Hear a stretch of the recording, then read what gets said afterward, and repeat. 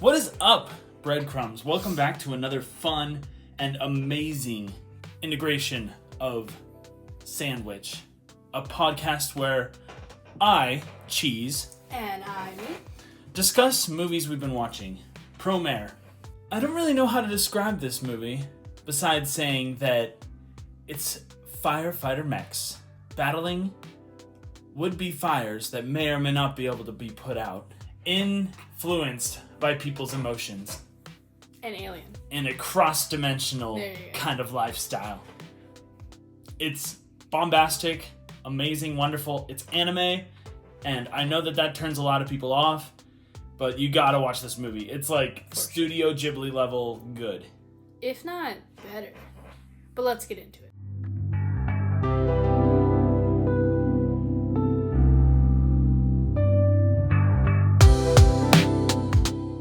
What were your initial thoughts when you looked at? Because I know you looked it up and did a little bit of research or whatever like you normally do before watching the movie. So what were your initial thoughts about what this would be like? Well, with the cover of it, there's a lot going on in the cover. It's a lot of colors, a lot of people standing there. It kind of was overwhelming because I'm like, I don't know what's going on here. But honestly, it's probably, I wouldn't pick a different cover because it's there is a lot going on there. I really. Even the opening scenes, I kept writing down things that I didn't like, that I thought I wouldn't like, that would be missing from the movie, and then it surprised me and gave me those things that I want. Because I was I was judging it. I was like, oh, it's just gonna be, one of these weird. And I love anime. I love anime with a burning passion. But literally for a while, I was like, this is just a Power Rangers vibe to me, and it's one of those. I love action, but there's a certain I don't know how to describe it, but it's I don't know, just it's a weird. The only thing I can think of is Power Rangers. I've always hated Power Rangers because it's always well, no duh, that's a stupid line you say. Why did you say that line 50 million times? Oh, of course you're gonna say that. It's too much, and it's always about transforming and blah blah blah. And I was like, oh, great. I thought I really was going to like this. And it actually surprised me. So, you definitely can't judge something. I kind of...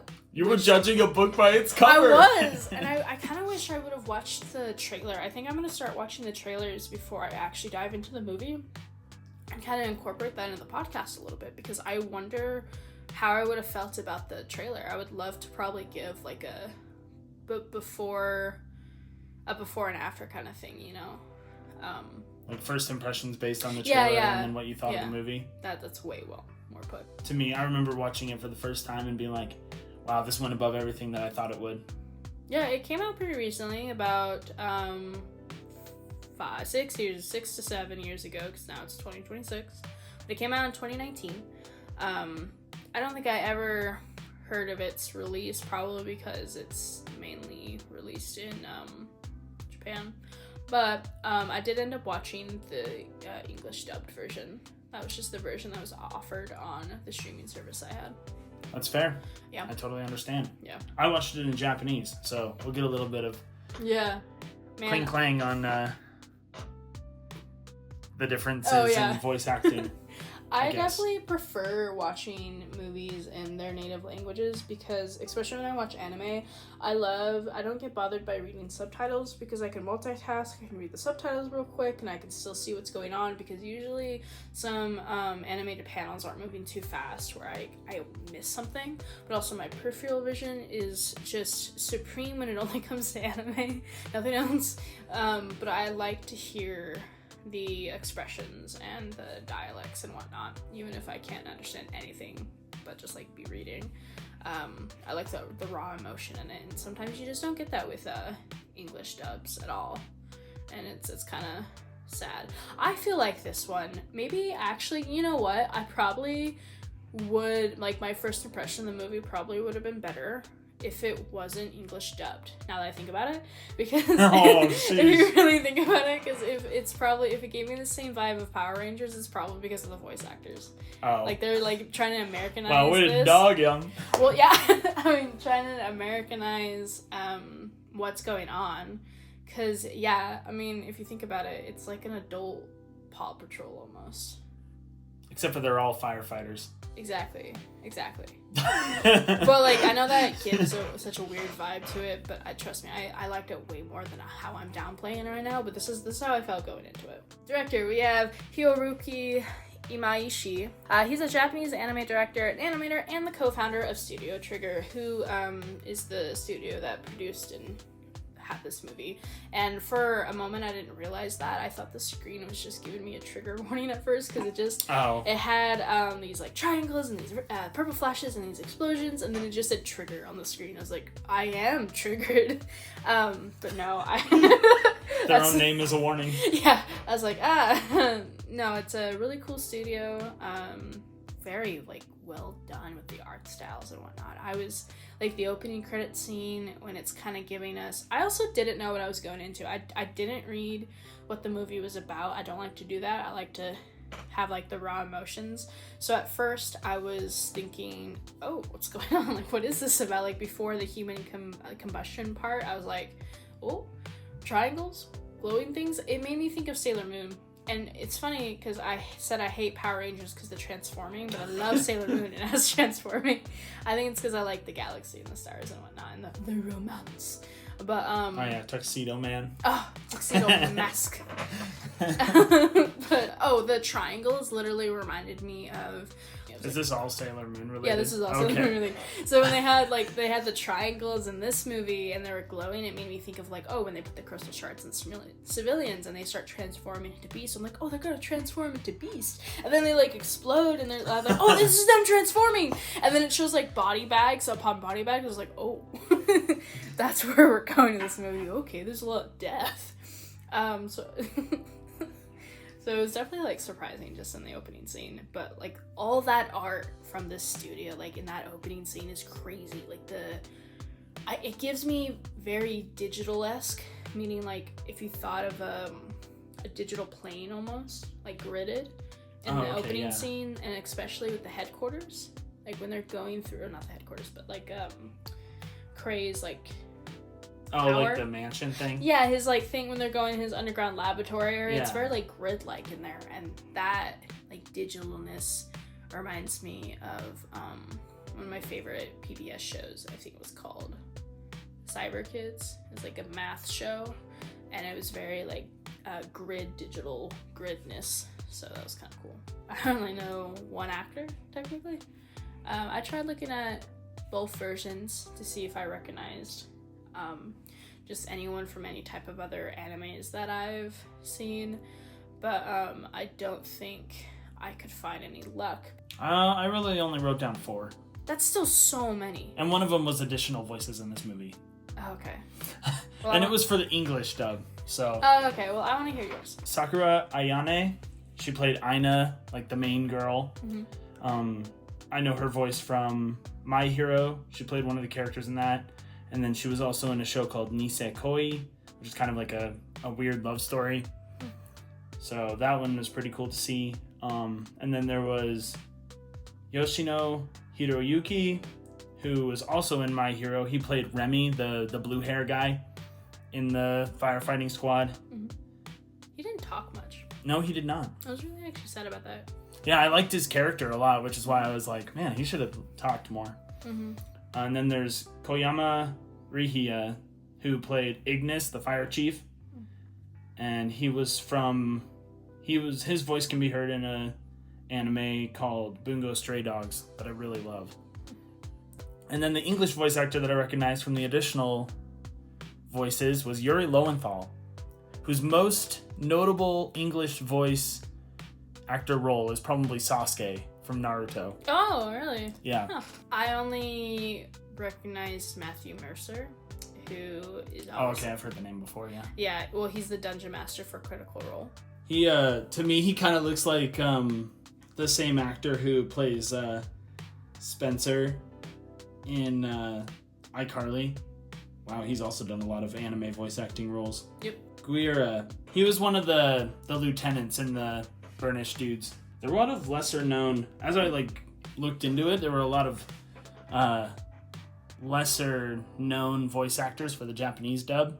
Like, they just hadn't been in very many roles, is what I mean. Yeah. And I was like, man, that's kind of a nice touch to to get people who aren't as famous to do your main characters. Yeah, I don't like it when people try to sell the movie for the actors. You should try to sell it for the story. Because then, like, not to say it's dependent on the actors, but if you get, like, big-time shot actors, they might not be great voice actors, but also the audience that you're bringing in aren't there for the story, like I was saying. They're there for the actors, so if they're not into the story, they're going to say, oh, this ruined this actor's career, and then they're going to give... like shame onto the movie, and I hate that connotation. Well, I got 2 fun facts. Oh boy. 2. I know, I didn't think I would have any fun facts. But this film is inspired by the Haikashi, which is a firefighting group organized in ancient Japan due to frequent fires taking place, so I thought that was kind of cool. If this was someone's first introduction to Japanese movies, I feel like they would relate, because it's like about firefighters, and I feel like that's pretty common for anyone. I mean, most people probably have firefighters, but also if I had to think about the 2 heroic careers that people, or the 3 heroic careers that people kind of relate to in America, it's usually firefighters, police, or doctors, or stuff like that. And firefighters is, I think, like a main staple. Because yeah, I feel like if I came across this on accident and didn't know, like if I listened to the English dubbed version on accident, came across it on accident, like if it was just playing, I was passing by, I would have thought it might have been some American anime too.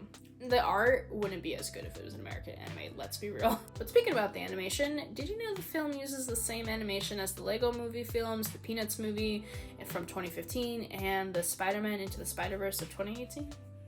The what? The same animation. Really? Yeah, I didn't believe it. I saw the opening animation, and then I saw this fun fact, and I thought, ain't no way. The Lego movie? What? Yeah, the Lego movie films, the Peanuts movie from 2015, and then the 2018's version of the Spider-Man Into the Spider-Verse. And I thought, how? But I don't know if it meant software. I don't know if it meant... Oh, what? Yeah, that's completely But then also, when it pans to Kray's, like... He has a ship, and he has this, like, perfect utopia building on the inside where it's all white, where they kind of have that battle. Yeah. When it pans through that, or when it pans through the city in general, it slightly gave me that odd vibe. Because some of the animations, it's not that it's like odd or weird or strange, but it's like not what I'm expecting. And that's kind of what I talked about when the geometric shapes. It's literally not typical at all, which is amazing. Like it's so surprising. You see familiar things that bring you comfort. You see new things that you aren't familiar with, but interesting to watch. I loved when like you see their faces break, where it's not like they have a set style for their faces, but then when they're having comedic breaks, or I don't know, there's a word for it, I just don't know what the word is, but like something happens and the people in the background make like usually like, oh, let's say someone steps on your foot and they go from like a serious, well-detailed face to waving your hands and have like this wailing mouth. Yeah, like you know what I mean with that. Like a tear on their forehead or whatnot. Like they had bits of that. I love that. It's literally my favorite thing. And it's not a fourth wall break, but it's like that same concept where they're breaking the norms of the animation. So maybe that's what they meant. I don't know. What are your favorite parts? I wrote down a lot, like normal. Okay. Do you want to go first? I kind of talked about this a little bit, but the opening scene is just very interesting. The choice of music really hypes up the current events. Like, I felt like immediately if the music choice was different in the opening credit scene, it would have been a completely different vibe. But because, I forget what it sounded like, but it was definitely like sinister or like amped you up in a way where it made you anxious because it was building up these characters. I'm like, oh, are these main, because this is before I knew they died. The human combusted characters in the opening scene. Because, like, again, I didn't know what was going on. I was like, what are these triangles? Me thinking about Sailor Moon. I was like, are they going to transform into beasts? Totally not knowing anything about the, what are they called? Burnish. Not know anything about the Burnish yet. I was like, man, this music's really sinister. They're going to transform into monsters or something. And, like, the music was making me a little bit anxious because it was like, I don't know what it sounded like, but it was like, it was like a darker undertone. Yeah, it had a really dark undertone. And I was like, man, yeah. And, you know, like, they end up getting filled with this just vengeful spirit, which is the vibe that I got before I actually knew what was happening. And look how on point I was, because they're not vengeful, but it was like a spirit.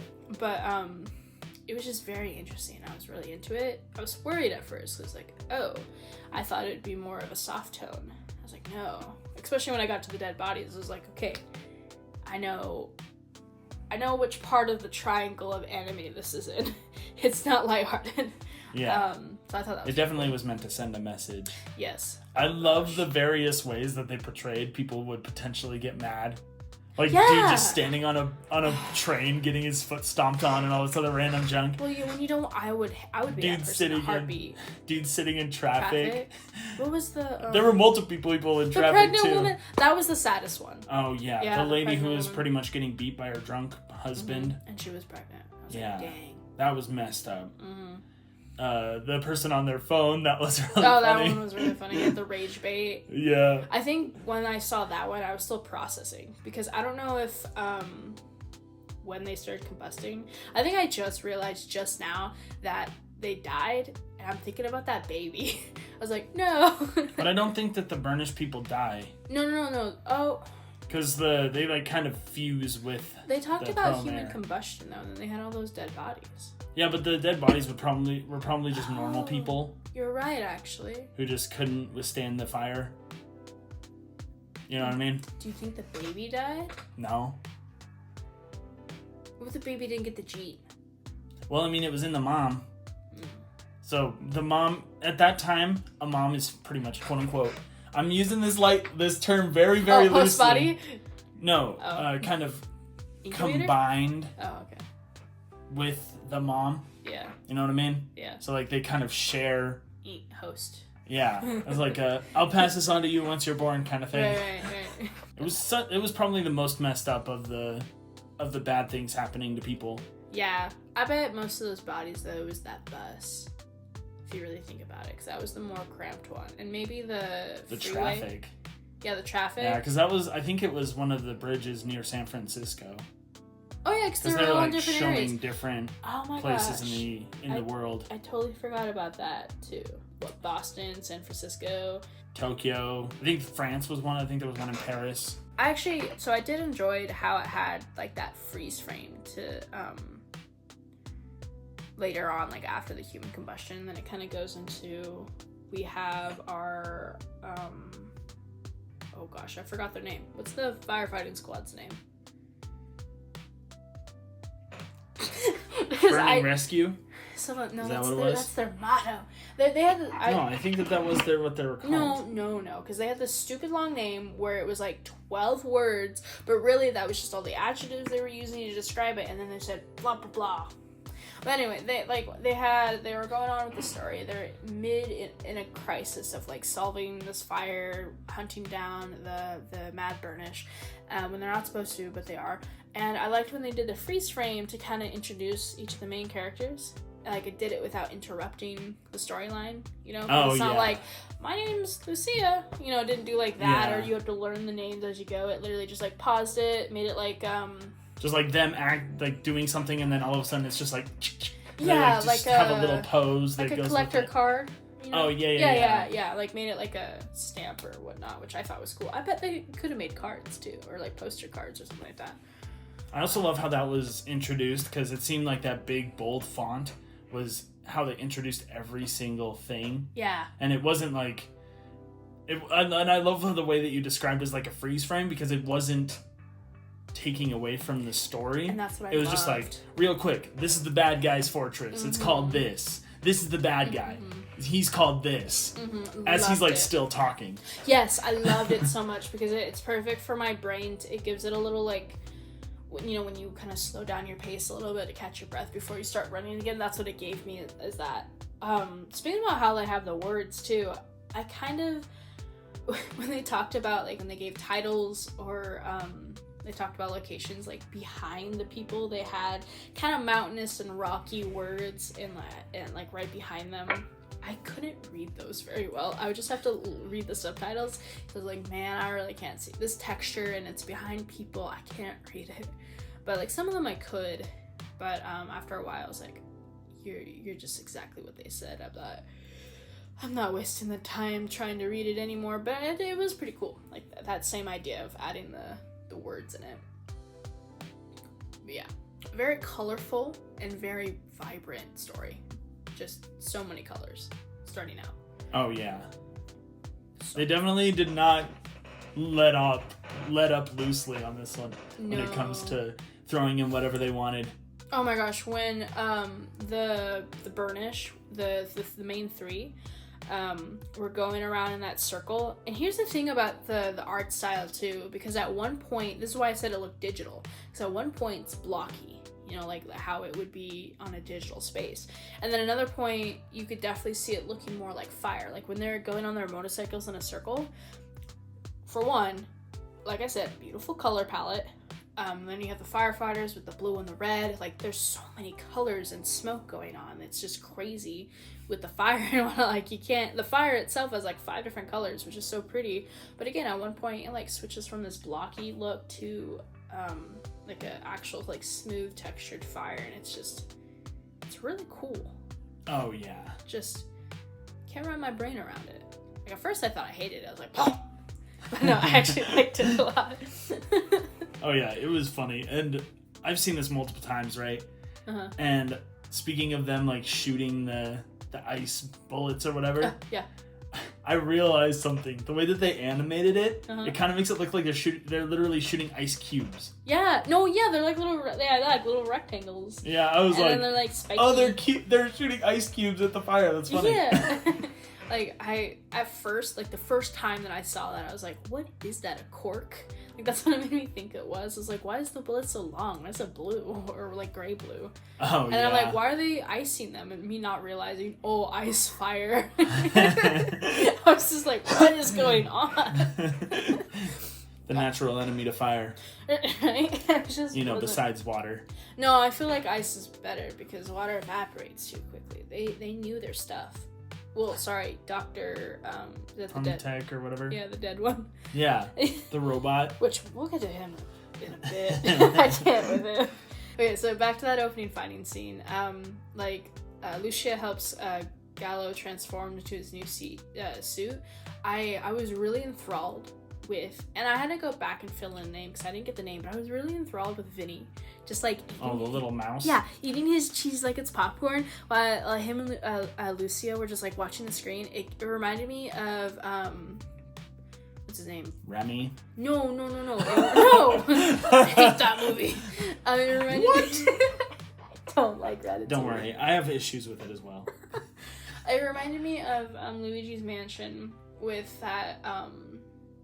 Not only are there rats that you suck up in that, but that mad scientist. I don't remember what his name is, but it's like Dr. Oobleck. Is it Oobleck? I don't know. The one that's like he's got like a baby tooth and he's like a bald.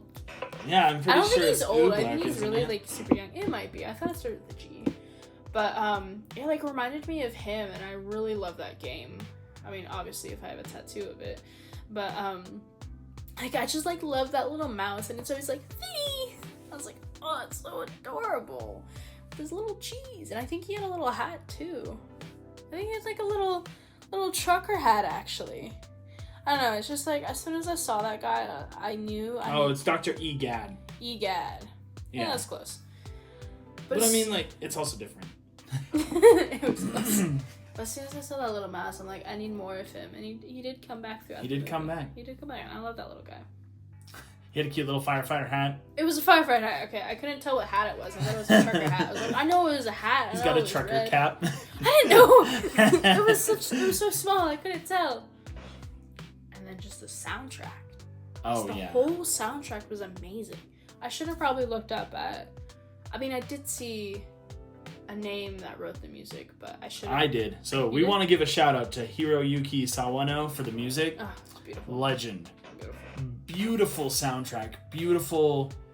Like every single time something happened, you were like the music just dragged you in. The musical timing in this movie was on point. Mm-hmm. I wanted to but like write down one of the songs that was so beautiful because it was in E minor, and I love E minor with a burning passion, but it reminded me of another anime because it's more like like a sad opera almost. And it was when it was like panning over Kray's like utopian made world. And I don't remember if it was going into a fighting scene or if it was just panning over it. It might have been when Kray was showing Gallo his image, and it was like showing his little ship thing. But it was such a beautiful, beautiful song. And like I think the most beautiful songs are the saddest ones, and that are in E minor. But yeah, I should have wrote it down, but I loved it. I was just so caught in the moment. I didn't know we were doing favorite songs in this as well. Otherwise, I would have. I just wanted to talk about that one. It made me like I was really into it. If the movie hadn't sold me, that would have sold me. This movie does have an original soundtrack. Yes, it's beautiful. I think it's so nice. You know, a funny thing is I don't know why, but I thought the movie was almost over. Like, I thought we were at a final battle stage when we were like 50 minutes in, because it was when Leo is like a dragon. I thought, oh yeah, final battle. So when I was like writing down my notes, I was like, during the final battle, and I'm like, well, let me check the timestamp. It's like an hour left. I'm like, never mind. Backspace. So I own this movie on YouTube. Oh, nice. And you know how YouTube has like the apex points where most people have watched? Oh yeah. That part. That was the part that was like most watched. Weird. Do you think like after that people just don't watch anymore? No, it's probably one that people just like went back and replayed over and over and over again. Because really like I even felt like doing that before you got here. I was just like, oh, I need to watch that part again. It was so beautiful. It is, because the animation of Leo, because he's like all dark, and his eyes, how his eyes are animating, and the pain, and when Gallo's like, he's not screaming, is he crying? And I'm like, oh, because he's so sad about all of his people, his brethren, his sisters, like they gave up their lives or their freedom to make sure that one of their leaders can be free, and like, or their whatever. Which was also sick. We'll get to that though. Oh gosh, and it was so beautiful. And then him being a dragon, like, oh, and then I knew it. I don't know why, but like during that moment when Kray like held out his arm, I actually thought his arm was because I knew he lost his arm, but I thought, oh, it's some freezing technology. That's what I thought, because it was blue. But what a twist that was. Also, I thought when he does like unleash his burnished form, I thought he was gonna call Leo his brother. I don't know why. Oh. It gave me that moment, like, oh, how foolish you think you could defeat me, brother? Because it would have made sense, because like it's genetic, you know. and he said I would never forgive you. Obviously, but I mean, it's also just like happening to random people around the world. That's true. I know. Okay, I know. But it was perfect. They're both blonde. And it's the perfect trope where it's like, you know, you have that big brother, little brother, like, trope. You already had the big sister, little sister. You could have the big brother, little brother in there. It makes perfect sense, you know? It's like two sides of the same evil, but, like, one of them's not really the true evil, and you thought one was good, it was actually evil. It would have been perfect. That was one thing I was interested to see, is if you were fooled by whether or not Kray was, like, a good guy. Oh, no. We already know how I feel about... So you weren't fooled at all? No. You're like, he's the villain. 100%. Well, I mean, I didn't think he, like, actually started the fire. I didn't think he was technically a burnish. I just knew, like, okay, he's doing something scientifically. There's gotta be something bad. And to me, I'm like, okay, the burnish, like, as soon as I heard the line, we don't kill anyone unless we have to, I'm like, okay. They're refugees. They're, you know, like, they're, you know, there's a deeper story here. They always allow an escape route. Yeah, or yeah, even before that line though, I was like, there's something worse going on. And also, I just really hated, I don't want to get into this super quick, but like when I heard Gala talk about freaking the governor so many times, in literally the span of 5 minutes, he retold the same story 3 times, and I'm like, I hate this guy. I don't want you to talk about him anymore. So like that got ruined for me. So he was done for. So I didn't get fooled too much, because I know he had to be a big burly guy. of course he's probably evil in some way, you know? But I mean, they really played the Mad Burnish as like bioterrorist very well.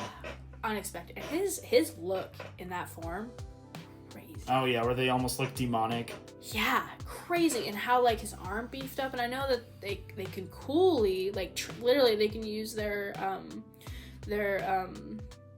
Pro-mare energy to kind of like transform like armor onto them, which is really cool. I thought that was cooler than the stupid suit crap. But so like that whole idea of like transforming the face, he kind of reminded me actually. Cray reminded me of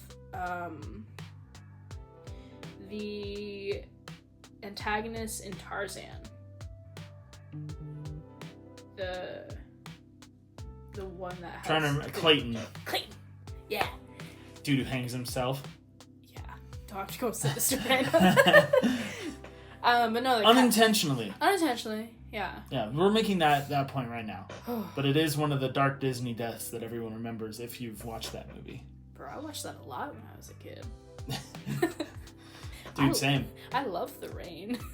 It's a great movie, but wow. Disney. That and yeah. We'll get into that later. If we ever watch Disney movies with crazy deaths, I'm sure we'll get into the crazy deaths. Yes. Oh my god. Talk, because there's a lot of them. Oh, where like early Disney was like just chill, or like 90s Disney. Yeah, we should do a conspiracy Disney month in like summer. Like Disney disease kind of thing. Disney disease. Yeah. Like well, I get Like people are just constantly wanting Disney to go to Disney and all this other random garbage. Oh yeah. Which part was? Oh, his embodiment. Yeah, it was just beautiful. Oh yeah. I think I had something else I was gonna say, but I don't remember it. I really don't. Well, I guess on that idea of how like I knew there was something going on, I really liked. It was when they're at Pops, the pizzeria, that like Gala was starting to realize like, hey, you know, they're not terrorists. That spoke really true, and gosh, what a time right now in the world. Like that spoke really true to just say like, just because someone's from a certain area or has certain traits, like doesn't mean that they're part of the problem or like terrorists. And that just speaks so true to the story of just what's going on in the world right now. Of like literally they're existing. They're not doing anything. Like, why are we sending out people to hunt them down? Oh, actually, that's when I knew the governor was no good because of what are they called?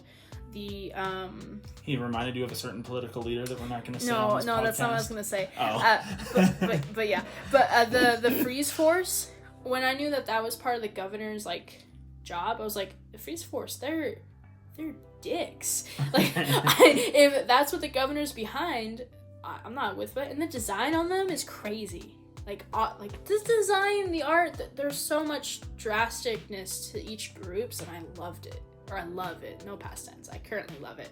But as soon as I like thought, oh yeah, the governor's behind this force, I'm against the governor. But yeah, just that whole idea of like, hey, you know, they're not doing anything. He's just here making pizza.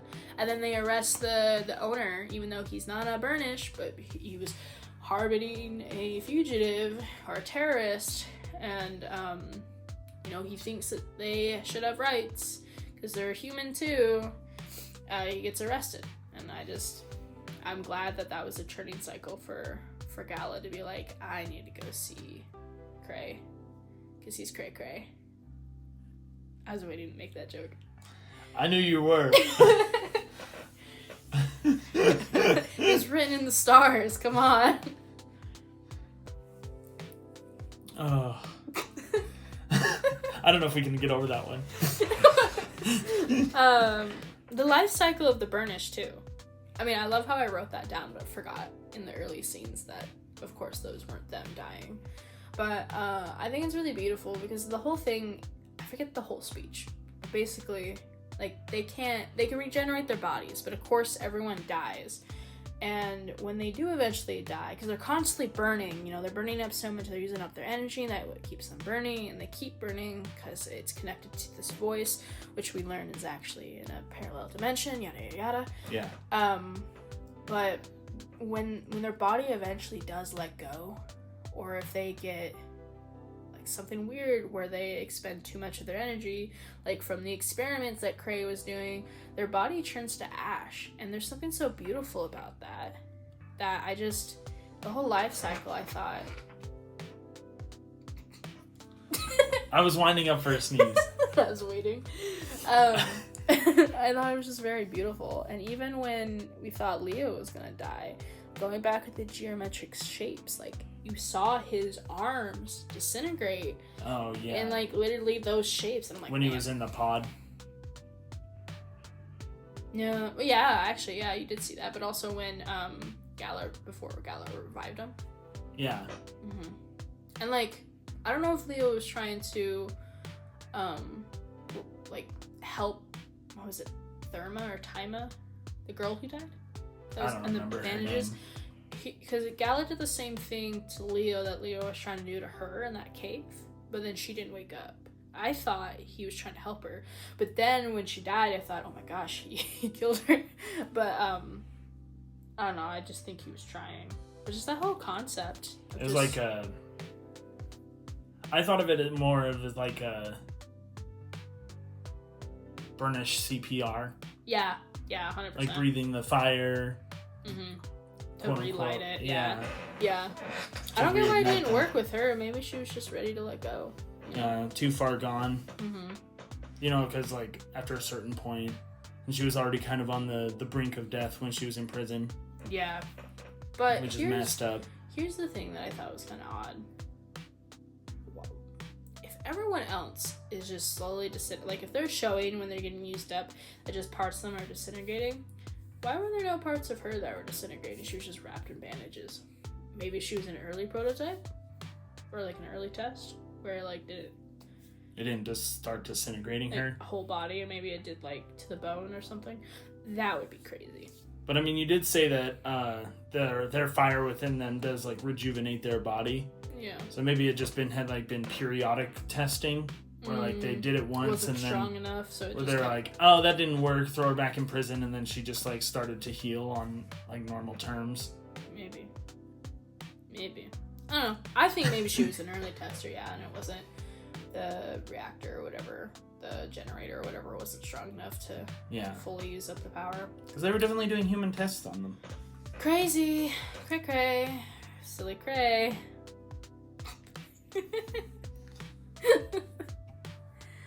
I already talked about when Leo's team sacrificed everything to save Leo. I thought that was just amazing, especially when he cried out and said no. I was like, oh, and they all got frozen by those pellets with the dang freeze force. Those guys. I loved that scene because it's one of those moments where you think that they're like gonna shoot the guy because they like formed this ginormous cannon and it was just pointed right at the Vulcan guy. Yeah. And then it just turned away. That part I was just like, yeah. I love that type of thing when it's just like huge menacing gun or whatever thingamajig, like arrow, whatever, pointed at somebody and then flips to somewhere else. Like in Mulan, when she's like aiming at the Shan Yu guy and then she goes, oh, boom, and then it blows up the mountain. Yeah. It was just a very similar vibe, and I kind of like that sort of thing, where it's just like, this thing could destroy you, but we're using it for a different purpose. Right, like we don't kill unless we have to, or like whatnot. Yeah. Also, they would just be shooting him right at him. True. Remember when he I think it was Cray, shot the volcano and froze it? Oh yeah, with the mech. Yeah. I was really confused at that part because he's all like, I can't stop the magma from coming up. And then he shoots the volcano. And I know it didn't do anything. Obviously, it's not going to stop it. But, like, why did you shoot the volcano? Did you just want to show off your guns? Like... I think he was trying to freeze them and then just, like, missed. Another one of those moments where it's pointed right at them. Because it was also pointed right at them. I don't know. I just felt like... I think he wanted to flex. He was like, look at this power that I got. And because they're like, why aren't you using all this to stop the magma? And I'm like, yeah. I don't know. And he's like, because it won't work. Yeah, you're gonna be inside the core. Then get down there. I don't care. Jeez. I don't know why I said a part I didn't like. That was just kind of funny. It's a very interesting time crunch, though, to be like, we created these giant terraforming robots that aren't core proof, when in 6 months they probably could have been core proof. But he was just like, we gotta dip. We gotta teleport out of here. Yeah, like, why 6 months ahead of time, too? Like, do you feel threatened that the Burnish are growing? But also, there was kind of some activity. Well, I guess if the increased Burnish activity meant... No, I think it was their testing that actually increased the activity of the core, now that I think about it. Because that's what the computer dude was saying. Yeah, and he was like, nah, everything's fine. Let's just keep on doing it. Did he have that kind of a voice in the English dub? No. I don't know why I was doing that. No, Burnish! Definitely. I don't know why I was doing like a Colonel Sanders kind of vibe, because I don't know why that's what it's giving me. Come to KFC. We got all the Burnish needs here. No, it was very like stereotypical, not old, like young billionaire. Why can't I speak? Billionaire. Thank you. It's definitely like that vibe. Definitely not super old at all, because he's really not that old, because he didn't.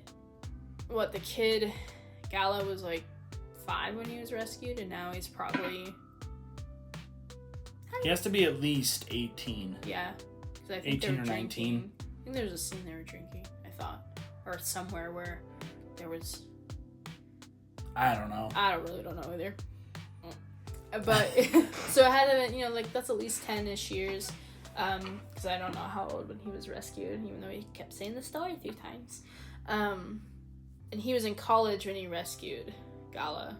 So, like, 10 years to build up his research and, well, not his research, but to build this empire, become a billionaire, become governor. That had to take some time. So he's not super old is what I'm meaning.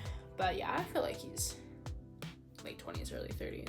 Like, think about white man, early 20s. Or sorry, early 30s, late 20s kind of voice. It was a good voice for him. Good criminal voice. Not criminal, but like malicious. I would be interested to hear if you go back and watch it in Japanese on what you would think of the voices, just to compare them. Maybe I should watch the Japanese trailer, and that would be like a quick form of it. Yeah, that's true. And then I would probably go back and watch the movie too. I liked Leo's English dubbed voice. I thought it was very fitting for him. Even Lucia's English dubbed voice is really good too. Is that like very sinister mad scientist? I thought was really good. And yeah, I already talked about the dragon form. Really love that part. Oh yeah, even gorgeous. I don't know what Leo was standing in. I don't know if it was supposed to be representing the eye of the dragon, like that big circular thing. Yeah, it was the eye. It kept like catching my eye because it felt too big for the actual space of what the dragon head was. But also he was standing in it. Yeah. But like, why wasn't the dragon just bigger? I don't know. Well, I guess he wasn't really standing. Yeah. You know what I mean? Yeah, he was just there, man. He was the pupil. He's just vibing. Yeah. Oh, when they go see that robotic dead doctor guy, I love the joke where it's like, what is it? What's her name? Is it Aina? Is that how you say it? Aina, thank you. Where Aina's with the boys, and she's like, oh, or someone says like, why us? Like, why were we chosen? And he's like, you weren't. You guys just showed up. I just like happen to be here. Yeah, and Aina's like, well, what if they didn't? And he's like, well, I don't know. Cray would have just like taken over the city. And I like love that just side humor, and I love how it just shows the importance of side quests. Because literally it was just like, Aina's like, you do need to cool off, and just dumps them into the frozen lake, and then all of a sudden, which what a weird side thing to have, by the way. Let's just make a weird, like a 35-degree sharp turn into this little useful, because then it showed how Kray's even more of a terrible person, but it was just kind of interesting to have this whole little like sub plot of like, hey, there's this artificial intelligence of a dead professor down here who's been watching the surveillance, and he looks weird and electric. Very funny character, that's for sure. Yeah, and my last favorite thing was just the union of Gala and Leo to save the planet. Even though I didn't like the cheeky lines of like, my firefighter soul. That's not how he sounded either. He sounded more like Goku, I guess. He was like, my firefighter soul and your fire-breathing soul come together for the will to save humanity. And blah, blah, blah, like that trope that I just don't like for some odd reason. But I like the idea of the union. I was like, yeah, burn the earth. And I kept thinking, how's the earth gonna look after it burns? Because that's what they're insinuating, is that it's literally gonna get burned to a crisp, but it's fine because it's just releasing the energy, because it's not actually fire. Well, I mean, you understand why the people didn't all burn up, right? I do remember. Yeah, it's Gala's will to protect human, and he did the same thing Leo did to him with using that fire to protect, and he did that. That's why they're all blue. That's why I don't think, this is why I know that why it makes sense the world didn't burn either, because it's not actual fire. But it is fire. But it's not. It starts fire, though. Sure, but it's not fire. It is an energy life form that just looks like fire. But it also just explodes stuff. Is it exploding, or is it no, crashing I mean, like, things and the making stuff, the things explode? The stuff is what I'm talking about. The stuff is exploding. It makes stuff explode. I didn't think it makes stuff explode. And it catches stuff on fire. It's using energy. Energy burns, but it's not fire. Yeah, but it's catching the stuff on fire. No. And then they have the will and they have the power to control the fire. It's like, I can burn you with a lamp right now, but you're not going to call the lamp fire. Dude literally, like, morphosized a motorcycle out of these thingamajigs. Yeah, that's why it's not like Ghost fire. Rider style. No. I think it's beautiful. That's what I'm saying. It's not fire. It's very gorgeous, yeah. I love that they were so cute little guys. Like, when he was doing the explanation, and then he was just like, it kind of reminded me, if you've seen Howl's Moving Castle, of Calcifer, the little fire guy, where he's just like, and I was just like, oh, they're just cute little fire guys. I love cats. I don't know why why dude is so mad at them. They're just cute little fire guys. Because it's terrorizing his campaign. I don't know. Probably. You know? Kind of going back to like the Astro Boy garbage. Yeah, literally. Like, dude, really? Yeah. Alright, I talked about most of these already as we've kind of gone through. But I'm just gonna like go through them again. Well, some of them I might go through again just because of how much I loved it. Mm-hmm. But I'll just run through these quick. I love the interaction that they had in the beginning with the Mad Burnish, where Gallo was like, okay, I need to explain this history lesson, to do a quick history lesson to these guys before I fight them. And so he has like a slideshow. I love the using that he, like, when he jumped off the building to kind of follow Leo in the beginning, how he like used the fire extinguisher thing to kind of propel himself. Oh yeah, that was really sick. The pizza celebration, always awesome. One of my favorite lines in the movie that came from Remy was he said something along the lines of, "It's not like we can tell people what to think." Yeah. Where he was just like, this is where Gallo was like, this is wrong. Dude isn't doing anything wrong. Right. He's literally just cooking pizza. And all these people were like, oh, this was disgusting. Made by a burnish? Disgusting. This poison. I'm like, throw it away. And then Gallo was like, hey. And then Remy stops him and is like, dude, we can't tell him what to think. I love that Leo can just fly. That whole breakout scene, even though later they were like, we knew we were going to do that. I was like, that's stupid. Yeah.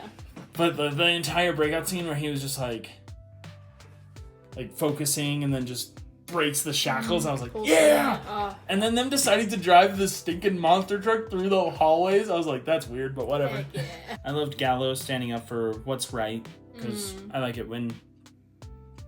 And I think that that's part of the reason why I'm kind of interested in his whole like obsessive idealistic of what Cray is to him because he saved him, right? And so he has this idealistic way that this man is, and then he finds out more about his devious plan and all this other random garbage. And he's like, whoa. Yeah, but he finds that out later. He thought he saved him this entire time, and he's like, whoa, this isn't the Cray I know. And then he's like, I've always hated you. Oh, my heartstrings when he said that. I'm like, you rolling my sleeves up, about to jump into that TV. I love that. I love the quote-unquote fight was literally just him going... Yeah. He just like made a fist motion, and then it's just like Gallo like flies everywhere in the building, in the room that they're in. Mm-hmm. And then we'll get to like that part of my I was about to like throw something out there that is just one of my hated choices that I was not a huge fan of, but we'll get there. Mm-hmm. I loved again, I already talked about the cannon. I loved the overcoming the ice in the volcano, like using the Pro-mare that were at the Earth's core to kind of just like, because Vulcan was like, it's this ice core thing, ice core ammo that when it hits you, you go into this thing that's just gonna freeze you and you're gonna die, fool. Nothing's gonna melt it. And then in the volcano, it's like... And he's just like, whatever, we'll just pull this thing out of me. Yeah. Whatever, it's like an everlasting gobstopper, basically. Which I want to be brought back. Okay, we'll get into that later. We'll watch Willy Wonka one of these days, and then I'll get into that tangent. Okay. And I was mad. I was so mad that and this is where I was just like, if you haven't figured out that these dudes are the bad dudes by now, like with Cray and all these random dudes, and like the huge explanation, I'm like, if you haven't figured out that these dudes are the bad guys, the fact that they like froze all the Burnish people, and then Vulcan ran over one of them and was just like, guys, be more careful, we don't want to waste our precious fuel. Yeah. I was just like, screw this guy. Mm-hmm. Or when he took the old man that like double crossed the Burnish, he's like, yeah, you'll be worth something. Yeah, I was pissed at that dude. I was kind of glad that the old man got what came to him. Yeah, butthead. And so I love the dragon scene. Like the entire, like the music. I've been listening to that song for like the past half an hour before you got here. And I was just like, oh, it's so cinematic to be like kind of escalating into this point where he's just like, oh, we're going hard. Mm-hmm. And I love the entire dragon part. And I realized this when the volcano erupts, you see like a frame or two where it's Leo's face in the eruption. Oh, that makes sense. And I was like, that's sick. You know, it's tied to their emotions. Yeah.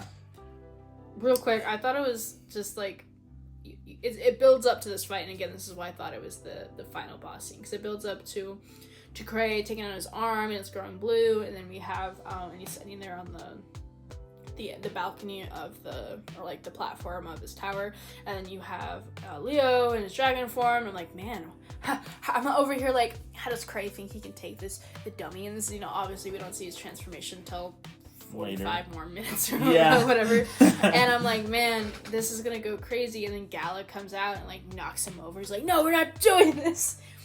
Because he doesn't want to destroy the city more. And I was like, man, like I don't say this often, but like, what a way to blue ball a fight, you know? Oh, like, jeez. It was like, this could have been, because again, like I said, I thought it was going to be the final battle, but I think that was just really cool. Like, for him, even though obviously Gala like hates Cray at this point, and he doesn't like love Leo, but he knows that like Leo's doing something almost for the right reason, and I say almost because he's putting people in danger, and he's like a little bit too vengeful about it, and Gala wants to be like, hey, we're doing this for like justice, doing what's right, you have the right heart into it, or like you have the right reasons, but going the wrong way about it, and he wants to like diffuse it. I love it. Oh yeah, beautiful. One of the like my favorite things about the dragon scene is when he's like right next to the tower, and I love when animation of any kind does this, when there's some sort of wind up before an attack happens, and like the fact that the dragon's like throat area kind of like swells up before this huge fire attack comes out and starts blasting the tower. I was like, yeah! It's so beautiful.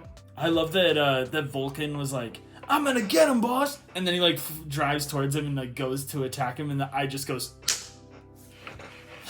it just shuts on him and I'm like, yeah! And then he like blasts him and like almost flicks him with the eyelid into a neighboring building and I was like, yeah! Eat it, dude! Thought you could stand up against a dragon?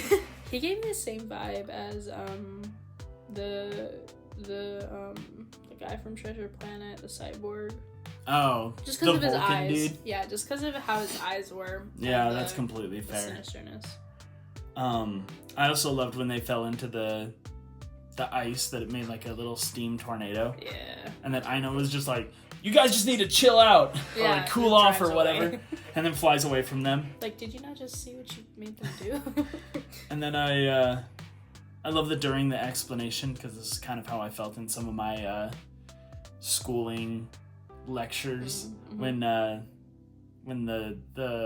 prom tech guy was dead, not so dead. Giving a lecture, Gallo fell asleep twice. Oh, I didn't know. I was like, that's really funny. I love it. That's pretty like his like character trope. That's pretty good. Super heroic, like kind of irresponsible, falling asleep. Like we see a lot of like main hero characters do that. Naruto does that. Goku does that. Oh yeah, where they're getting a long explanation and they just pass out. Yeah, and they're supposed to be like the hero, and they're like, oh. I loved that, like, even though it was a horrible scene to watch because of the fact that they were literally disintegrating these dudes when they first started up the engine to like test it. I loved that the old guy was the first like actual character that they showed spinning. So I was like, yeah, the old guy deserves it. But I thought they showed someone spinning before they... When they were first testing it, it was the pizza dude. Oh, yeah. And like when they were showing Gallo what was happening, but then when they like had everyone in there, which totally reminded me of the Lego Movie, you know, when they had like their think tank thing, and it was just like they were like, we're gonna create all the we're making you guys create the instructions because we don't want to, and they were like, we're not gonna obey you, whatever you say, boss. That's kind of how like the vibe that I got from that. Yeah. Yeah, but when they were first like starting up the engine to be this will work, it showed the old guy. Yeah. And I was just like, ha, serves you right, old guy. You shouldn't have sold him out. Why would they do anything for you after that? Right? I don't know. I was so pissed at that old guy. Sounds like the kind of guy, I guess reflective too, that like the older generation is like, I'm not going to be part of this agenda or blah. I'm not gonna be part of like these phones or whatnot, even though like you know, like kind of sounds like that type, but you can't escape it. I think he's probably the type of person who's like, I don't want this gene in me, I don't want this fire, I don't want it in me, but I have it, so bleh. Also, and like his whole explanation at the thing is he's like, you guys should just give up because they're gonna win anyway. It's the freeze force. No one can stand up against them. Yeah. I was like, seriously, dude? When he started rambling like that, I was like, what are you... Because I wasn't comprehending. I was like, you double-cross them. And I was thinking and typing. And I just hear him rambling in the background. I'm like, what? What are you doing, old man? And then they just freeze him. And I'm like, okay. Yeah, the old man was a loser. Yeah, he's gone. That's the truth. If you're someone who's specifically in hiding... Like, goes to show, if you're specifically in hiding, apparently in movies, most of all, because this is where we see it most, right? If you're in hiding from something that's trying to like capture you and terrorize you and just like hold you hostage and you know how bad it is, don't sell out your friends. The only people keeping you alive. Although one thing that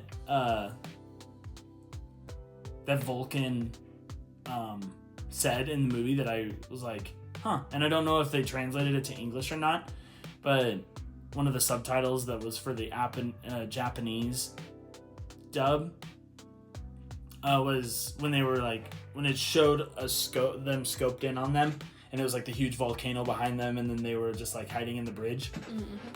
He said, it's always darkest right underneath the candle. I don't know if that translated to that, but he said something like that. And I was like, oh, that's really neat. He might have said that. I think at that part in the movie. That was like his smartest line in the movie. Yeah. Otherwise, I was just like, this dude's an idiot. I wasn't super, because I was towards, like, because I was before the cave where Gallo was captured, right? Right? That was right before they like broke the bridge part, and then they were like ran over the guy, and the old guy betrayed him. Oh, okay. It was that scene. Oh, okay. I loved that during the final battle, like they were. When I first watched this movie, I was like, man, the heroes are massively losing. This is kind of crazy because Cray had his giant mech, and he was just like kind of beating them around, and I was like, really, seriously? And then they're like upside down in the thing, and Gallo is just like, dude, I just can't get into this fight. This thing looks ugly. This is not a cool mech machine. And then Leo's like, oh, dude, I got you, bro. Honestly, though, when he transformed it, like I said, that cool thing that the Burnish can do, like to transform them way better than these like stupid Power Ranger suits. But and so him like amping him up by making the specific random things that they what an ego they made. It was so awesome. What a silly ego. And again, this is like, it's just like fine, whatever. It's a trope, you know, like that, like again, I only know from Naruto and Goku to have like they're can be super powerful and strong-willed, but it's like just can't get into it because the outfit, it's just all wrong. Like look at this dome suit, and yeah, you just make it better. And he's like, okay, I'm up, I'm ready, let's go. It's like, are you silly? Your silly ego. It's adorable, but come on. It's true. I also love that when they were battling, there's a part where Cray like slams them against a building, and nothing happens to the building. Oh. And I was like, man, that building sustained a lot of damage. But then he like starts stabbing one of the buildings with the little ice rod. Cray does, and then he like picks it up with the ice rod and flings it at him. And I was like, okay. Well, I wonder if it's because it was how he built the ship. Oh, yeah, that's fair. Now that I think about it. And then whatever the rod was made out of. It was like some sort of thick ice rod. I was thinking ice, but then like Leo's the one who made it. And I don't think he can... No, I mean like Cray's machine. Oh. Because Cray's machine had that like ice rod thing that he was like, it's for terraforming. And we're... Oh, also the dirt cannon was awesome. I love the dirt cannon. Yeah. Where it's just like, at first I was like, I have no idea what happened to those buildings. When I first was watching it, and they just turned into like a mound of something, I was like, what? He just like melted those buildings, and he's like, oh yeah, by the way, this is for terraforming. We're just gonna turn stuff into farmland. Oh, and then the next line, they're like, what about the people in there? They're, what do you say? They're in a protective bunker, you Nimrods, basically is what he said. They're like, yeah, they're just underground. He's like, why would I keep them in the buildings that we're fighting on? But I thought you were talking about like when Leo recreated the Mesa or something like that. Gala's fighting weapon. I thought you were talking about that. Oh no, I was talking about like the weird like ice sword looking thing that was also kind of like a claw thing. Yeah. And that Cray just like stabs into a building, and then he like picks up the building with the rod and like flings it at him. He just knew the points. I don't know. That is kind of odd. But whatever. Yeah. I digress because it was a great film. I also loved the cool comic flashback when like Cray reveals his form and he's like, oh, I wasn't actually, it was like an opportunity, a means of opportunity for me. Saving, quote unquote, saving your butt. And yeah, he really just unleashed the fire and then looked over, saw that it blew up, flinched, and then a boy ran out and he caught him. He's like, I've hated you ever since. I put you in the fire squad because at the highest mortality rate, but you kept surviving. Again, he doesn't sound like this, but he's like, but you kept on surviving. I'm like, dang. That was really cool. I definitely saw the Western style of comic in that flashback, and I was like, that's so beautiful. Wow, what a cool call out. And it made me kind of question where that took place, because I was like, well, maybe they were doing it based on location. Because you could definitely tell it was an older time. Like classic American style. Kind of looked like I don't recommend anyone reading this, but The Boys kind of a similar comic style to that, in my opinion. It gave me like somewhere in the UK or somewhere in like a city where like you have the cookie cutter houses. And like the rain coming down. Definitely different art style than what they've been using. It reminded me of like kind of what Disney or Pixar uses when in general for their overall animation when they have like these sad stories. I like, again, their vast stretchiness of animation is crazy in this to show like that flashback. So, and I guess like manga does this too when they have it. They definitely like grayscale the panels and make it dark, more sinister to show like, hey, there's a flashback, or where they do like where it's got like a gray filter on it. I also love that it's like a showcase of the artists who put effort into this movie, because you're like, wow, they switched styles on a dime basically for a flashback. And it was beautiful. Like the couple of frames that they showed was just a beautiful like, stylized way of doing it. Couple frames will do it for me. It's true. And I was like, man, that's so cool. What a cool way to do it.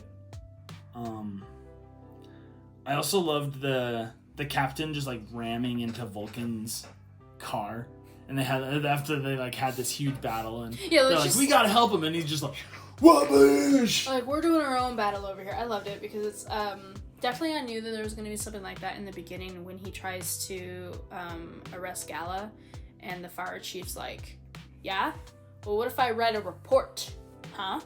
And then it's just like this weird like feud. I'm like, okay. So I knew it was coming in a weird egotistic way, but it was a little funny. Their beeline, like, they're definitely not similar ranks, but in a way, kind of, I don't know.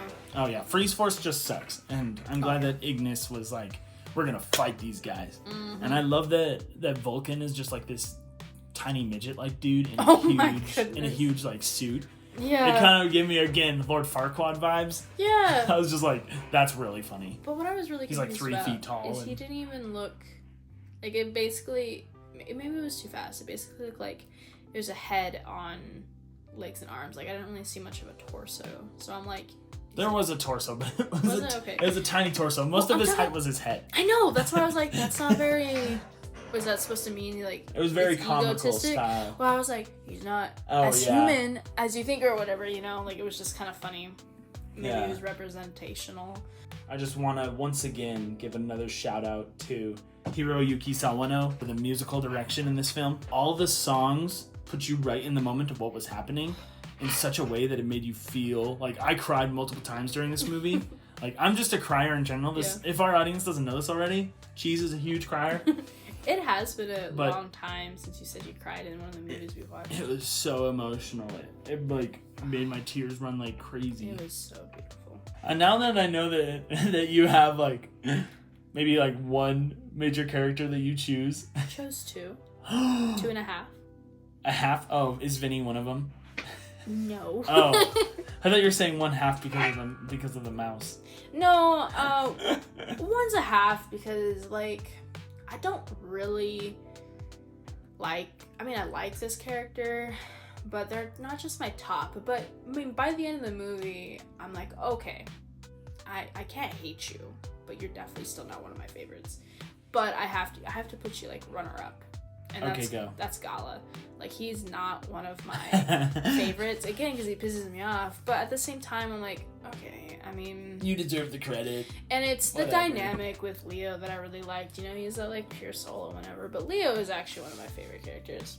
I always love, like, that sinister, like, you know, background where you're not actually doing things to hurt people. Like, oh, we don't kill if we have to. There's always an escape route. Like, I make sure of that.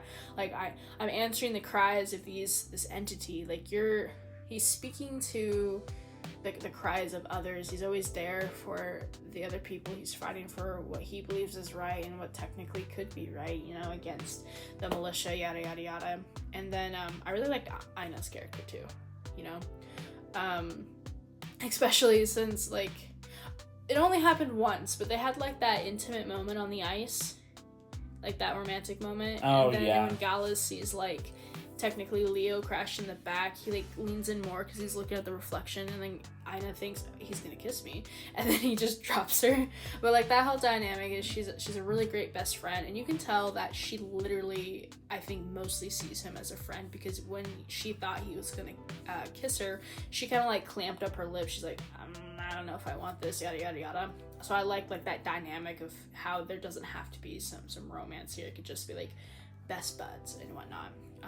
But her whole dynamic with her sister, and how she always believed in Gala, like she was there, even though it's not like the fire chief and the rest of them were saying, oh, we shouldn't do this because he's been arrested.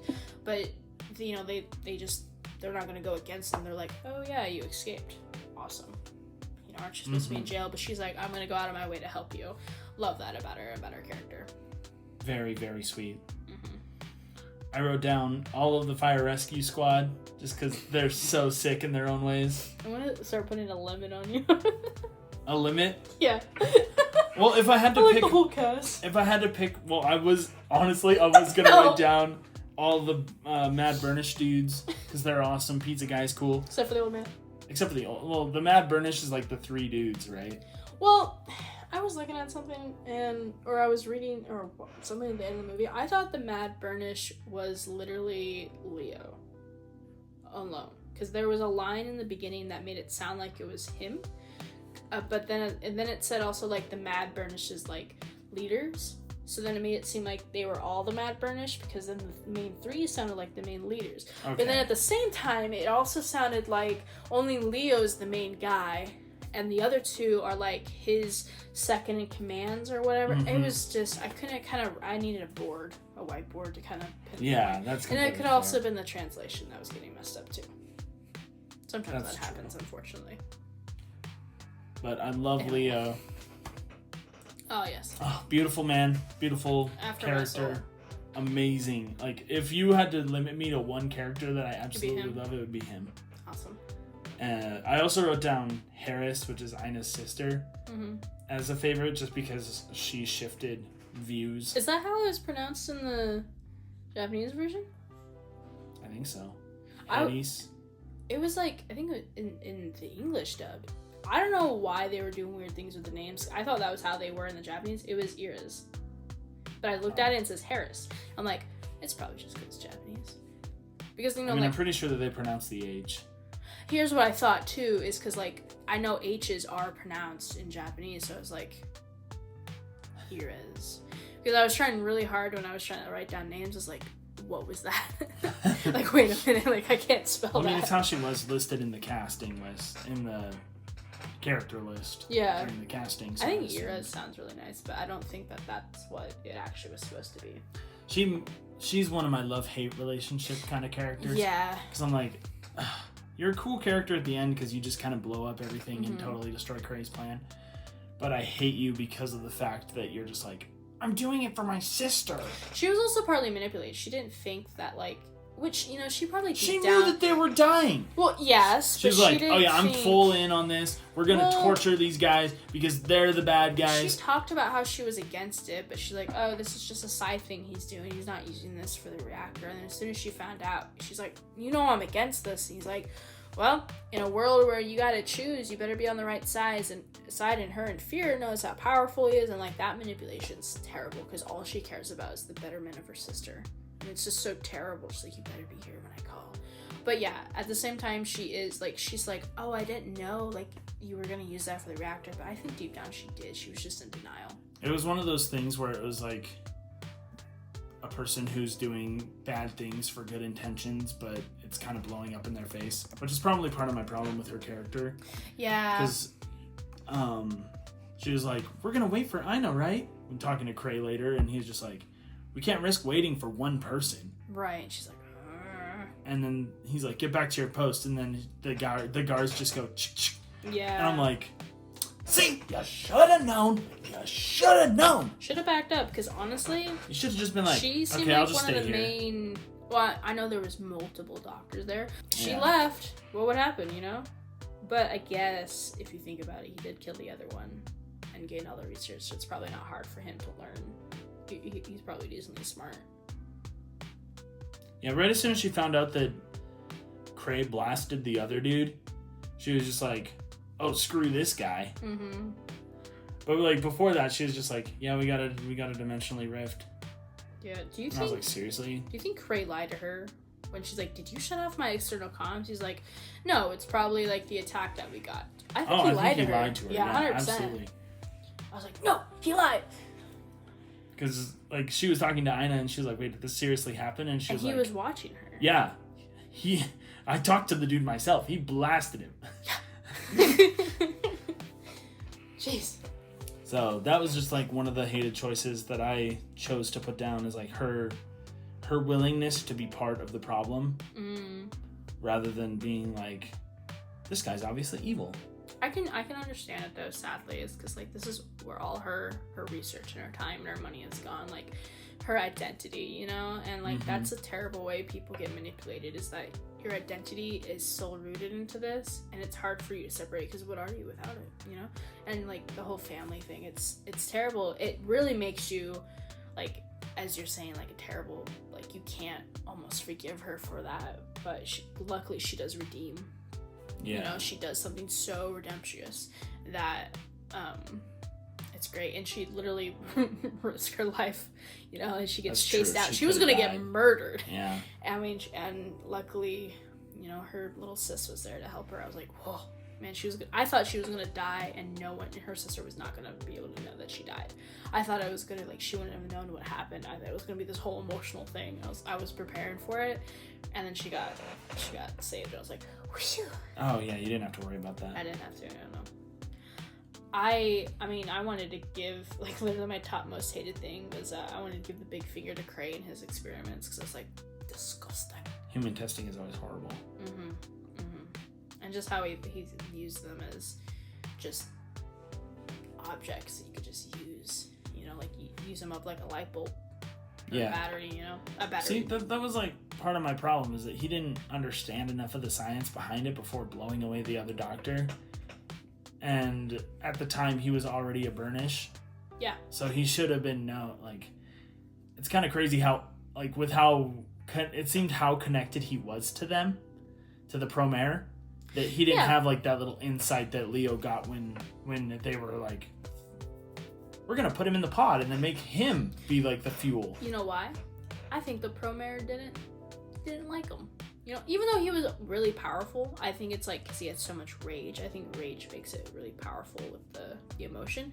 But I believe how Leo knew those things is because the Pro-mare was communicating, kind of like an Avatar with the All-Mother or whatever.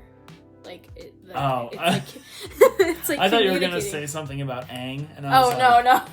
Okay, wrong Avatar. But like thinking about it that way, where like the Pro-mare was like, hey, like, do this, like, this is how you save everyone, and like the Pro-mare's like, dude, this guy's gonna kill us all, or like, you know, it's gonna ruin us all because we're not gonna get that release that we want. Yeah. So, and I think he's only powerful just because of that rage. It's all like fit on that rage bait. That's true. The only other hated choice that was made in the movie was when Leo was like rage baited to attack Cray in the end. When Gallo was like, don't do it, dude. And he was just like, oh, you son of a... And then he like grabbed him and he was just like, you fell right into my trap. Yeah. Again, he should have said brother. I was waiting for that moment. It was like, they're brothers. It was perfect. It would have made zero sense. No, it would have been perfect sense. What are you talking about? It's always like brotherly feud. Look at there's brotherly feud between in like Naruto. Not from Naruto, but from doesn't Sasuke have a brother? Yeah. Yeah. And they're like enemies, right? Because it's part of the thing that starts with a K with the red eye thingy. I'll just let you do that. Thank you. Yeah. But like that feud, you know, it's in there because he's like they're not the main characters, but like the main it's side. It's like quote unquote brothers. It's like Naruto and Sasuke feud, where they're not technically brothers, but at the same time. No, that's Leo and Gallo right there. No, that's Leo and Cray. No. Sasuke and Naruto, they were friends in the beginning. Were they? And kind of, yeah. They're like hated. Kind of. As much as Leo and Gala, they're like friends. Frenemies. Yeah, frenemies, you know? It's like that same vibe. I'm working with you because I have to.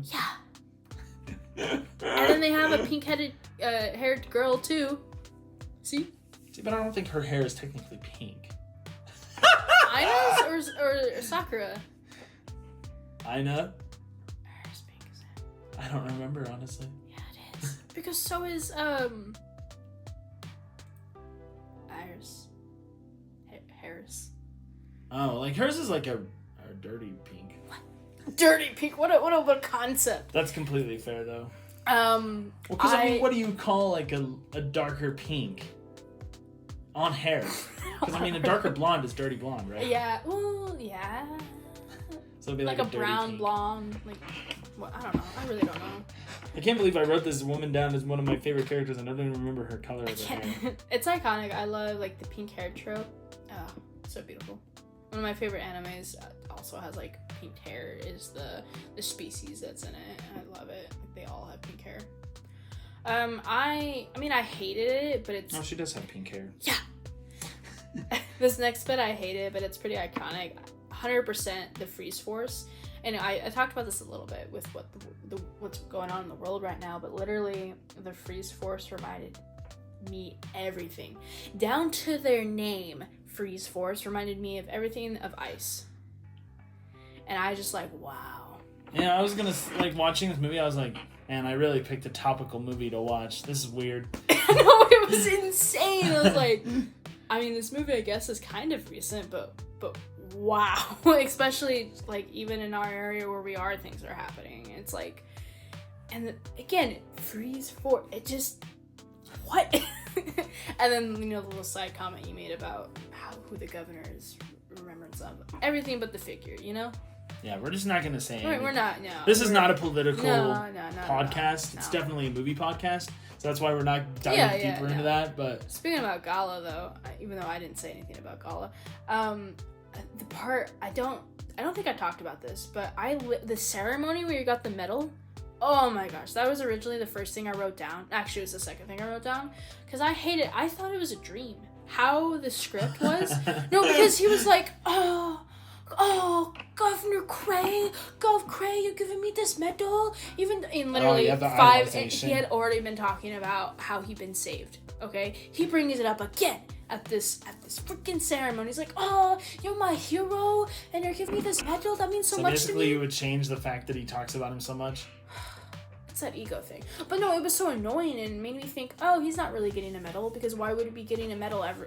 People were like, there's so many people who were like, why would you get a medal? Like, you're almost being arrested for doing a vigilante's job, yada yada yada. Like, why would you get a medal?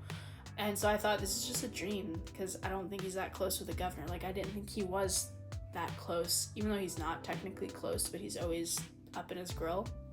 I thought, oh, this is a dream. And then they go to the pizzeria or Pops or whatever with the medal on. I was like, it wasn't a dream. I mean, that was like sincere, quote unquote, but like, that's what he really said.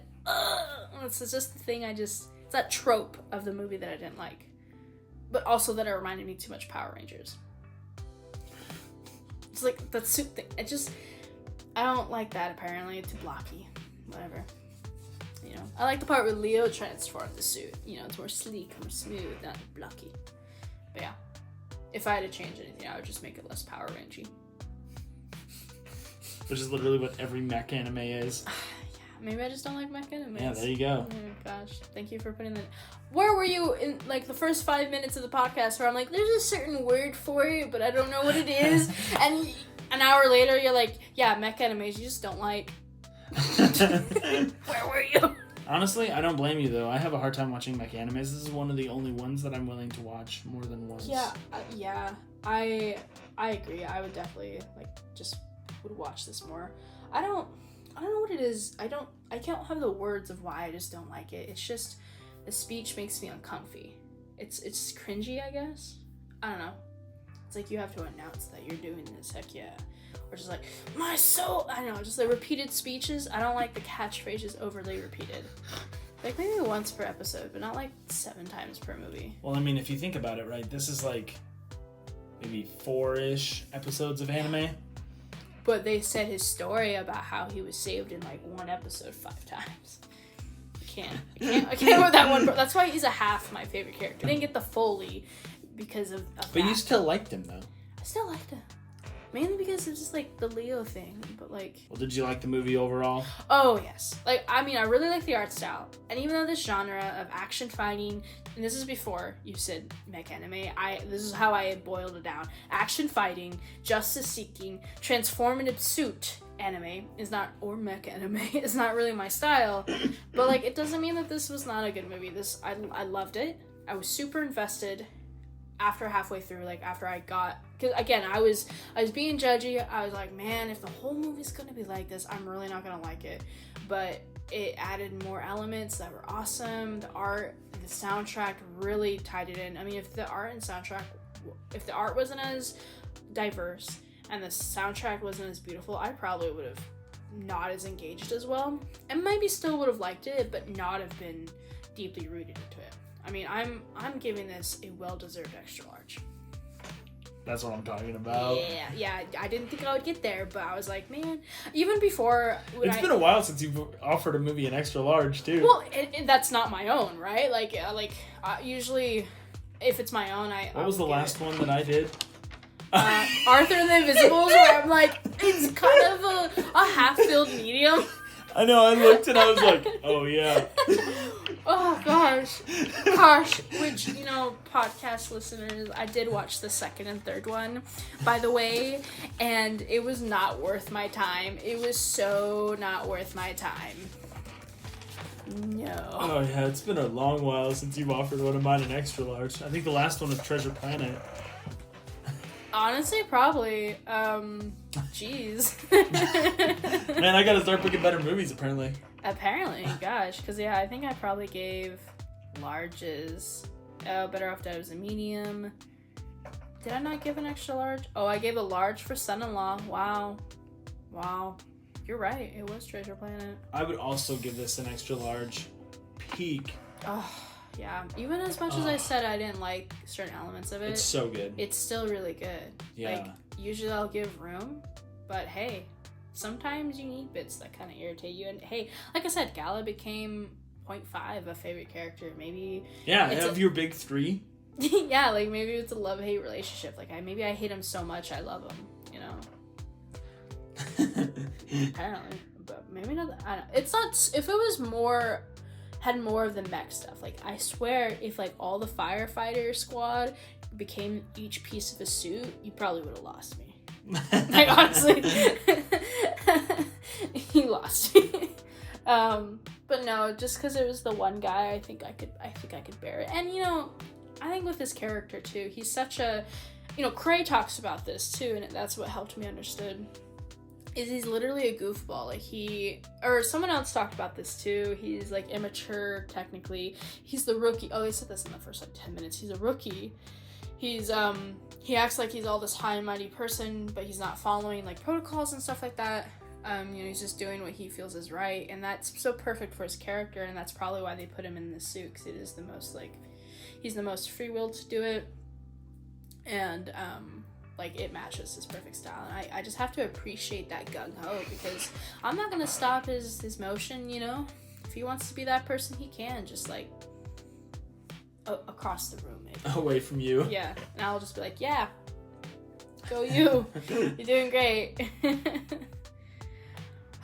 Well, that seems to be all the time that we have today. Thank you, Cheese, for another amazing episode. And thank you, Breadcrumbs, for following us on this trail. And boy, what a good trail it was today. Tune in next week for another dive into these beloved movies as we go with the 2005 Robots animated film. Thank you, guys. Oh yeah, we love your company. Thank you so much for joining us on this lovely adventure through the firefighting film Pro-mare. And you're more than welcome to come back in future episodes, and even check out our past episodes as well. Yeah, 100%. And we're over on Letterboxd too, if you ever want to see our reviews or see what films we have done if you're not so accessible on Spotify and YouTube. Love you guys. Bye.